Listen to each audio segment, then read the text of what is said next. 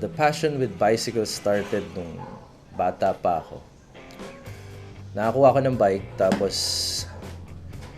hindi ko alam kung ano itsura niya, basta isa lang siyang bisikleta luma. Galing sa dad ko, na galing sa lolo ko.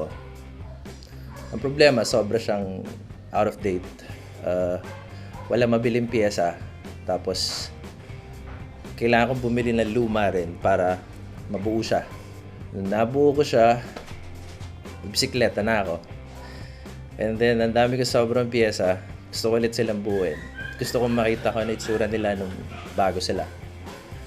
Turned out, yung mga bikes na yon, ang mga American balloon cruisers. So, sa kahanap hanggang nagkaroon ng maraming mga bisikleta nakatambak. Pagdating ko ng college ata, medyo masyado na marami yung naiipon kong bikes. So, I decided na magkaroon ng career sa pagbubuo ng bisikleta luma, which is nung araw wala ka naman makikita rito sa atin. After college, I went abroad.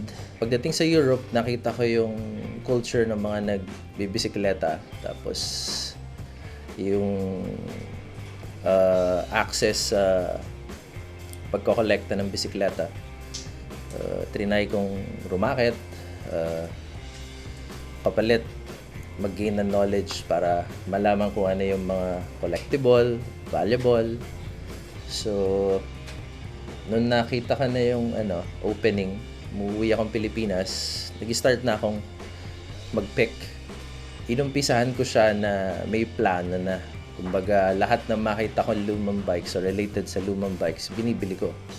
So, unang target yung mga old bike shops.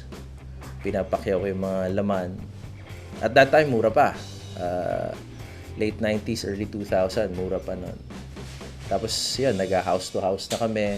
Hanggang nakaipon. Tapos, naging negosyo na siya. Ang problema lang is, hindi ko in-expect na magiging ganong kalaki.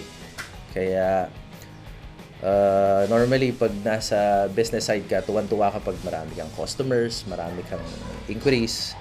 Problem is, halos, ang mga one-man show.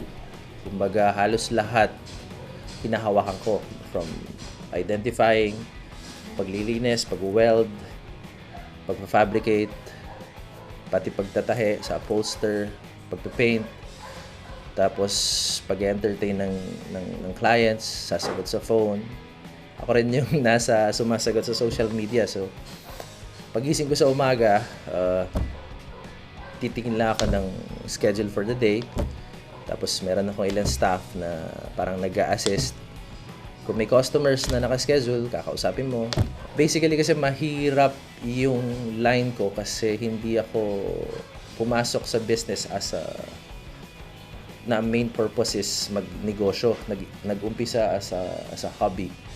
So pag may kausap akong client, most of the time lumalabas pa rin yung passion ko for the bikes. So pag alam kong hindi tama o hindi bagay sa bisikleta niya, I tend to parang disappoint him. Kasi in the end, malalaman rin niya na hindi rin tama. Magkakaroon lang ng issue. So, hindi ako yung basta, eto, bili mo, maganda to. Lalo pag sa restoration. Now, pag custom made, kahit na pwede mong gawin.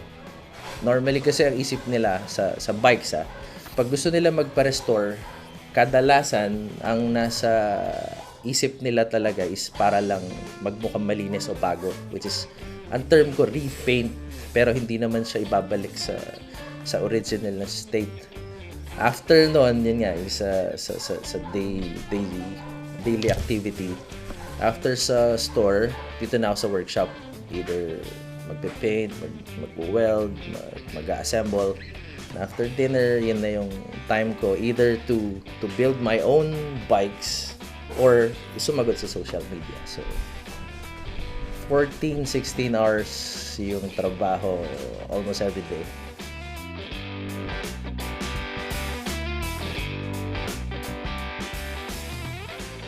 Right now, I have an assistant. Tapos, meron akong train na mga bata pa na mahilig din. Kadamihan na naging staff ko over the years, normally mga galing sa amin sa probinsya. Kinukuha ko yung mga hindi nakatungtong ng high school. Kadalasan mga hanggang grade school lang.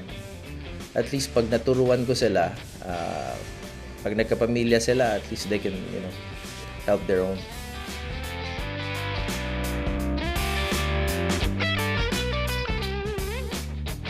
Customers from A, B, C, D, lahat. Kasi meron din naman kaming service na nagka-custom made. Ginagawa namin mukhang luma, yung hindi naman luma. Let's say, magdedepend lahat yun sa budget eh. Kung yung budget mo hanggang dito lang. Kasi if you go to vintage bicycles, yung talagang luma, collectible, valuable, mahal. Unless gusto mo ng vintage na replica yung mga parts, mahirap sa amin kung mas marami yung bagong parts kaysa sa lumang parts, hindi namin kina-consider kasing vintage eh. So parang mukha lang siya luma pero bago na yung mga pyesa. So sometimes may mga AB crowd na nagpapagawa ng mukha lang luma. May mga nagpapagawa naman na sobrang mahal yung process kasi gusto talaga nila. But with this process, normally, ang tagal nung panahon sa project. Let's say, gusto niyang at least 80-90% original. Ang nasa kanya lang is the frame. Comparing it to a car, para lang siyang may chassis. So, we have to build it yung sa chassis. We will start from the chassis alone. So, ang hirap, lalo na pag puro urig pa yung kailangan niyang pyesa. Yung oras, hindi yung pera yung kailangan eh. Yung availability ng parts.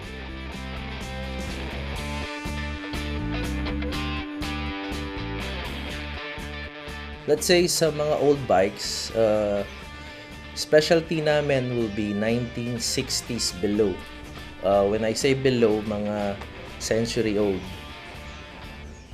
Pag restore nun, you have at least 3 options. Using original parts. Second would be reissue or reproduction. And then, meron yung replica or aftermarket. When you say original parts, ito yung period correct, ito yung official na re-release ng same company, ng bike na re-restore mo. Reissues and reproduction, ito yung ginawa ulit, pero official pa rin from that same company. Yung replica at aftermarket, when you say replica, kinopya sa original pero it was made, kami na lang ang gumagawa. Kinakopy namin yung itsura para kamukha niya yung original item. When you say aftermarket parts, ito yung pwede mong alternate na part. Let's say, the rims. Pwede mong ilagay yung rim na yon, same size, pero yung itsura, iba sa original. Pero it will work para mapatakbo mo yung bisikleta. That will be the cheapest, yung aftermarket at replica.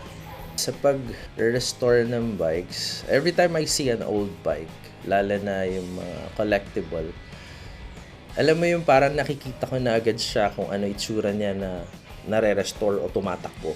Doesn't mean na pag sinabi kong na-restore yung makintab, bagong pintura, bagong pinstripes. Kasi sometimes repainting the bike will kill the value. It's only original ones. Pag nakakuha ako ng isang bisikleta, ang unang-unang pumapasok sa akin is kailangan kong iuwi to at kailangan kong baklasin, linisin.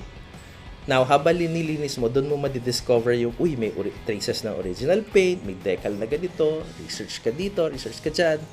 Ngayon, pag nalaman mo na kung ano yun at ano yung ilalagay mo, check ka ngayon kung saan makakuha ng parts, kung may available pa ba either abroad or dito. Yun, parang fun activity na rin yan yung pagsa-search at pagsa-shop.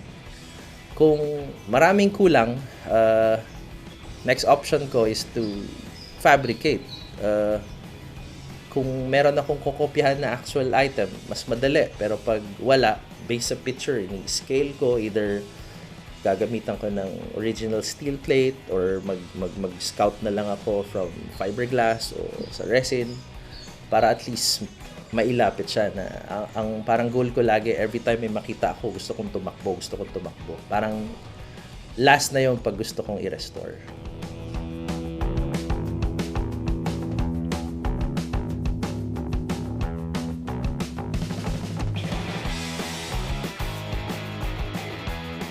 if you want to go into vintage bicycle collection or sa hobby, mag-research muna kayo.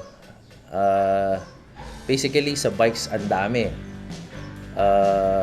Different circas, different yung country of origin. Iba-iba yung itsura. My specialty is American cruisers saka yung American roadsters. Pero yung 70s and up, medyo hindi ko specialty. I mean, hindi ko talaga kabisado yung mag-ayos ng cambio, yung mga ganyan-ganyan. Hindi ako yung tao yan. Pag nalaman niyo na kung ano yung gusto nyo, let's say American cruisers from 1930s to 1960s. So for 30 years, every year, different brands, different models, sobrang dami. Kaya pag pumunta ka sa shop ko at tatanungin mo sa akin kung ano maganda, we have a problem kasi hindi ko alam kung ano yung maganda sa'yo. So, you need to know first kung ano yung mga gusto mo. Medyo mag-check ka kasi may internet naman. You can filter yung mga choices mo. Pag meron ka ng mga at least 5-10 napipili, you go here, you present it, tapos mapapakita ko sa'yo actual. Pag kasi sinabi mo lang gusto mo ng magandang vintage bike, hindi talaga tayo magkakasundo dahil medyo nasa isang ballpark tayo na. Let's just isolate it na it will be easier for you to understand and for me to explain.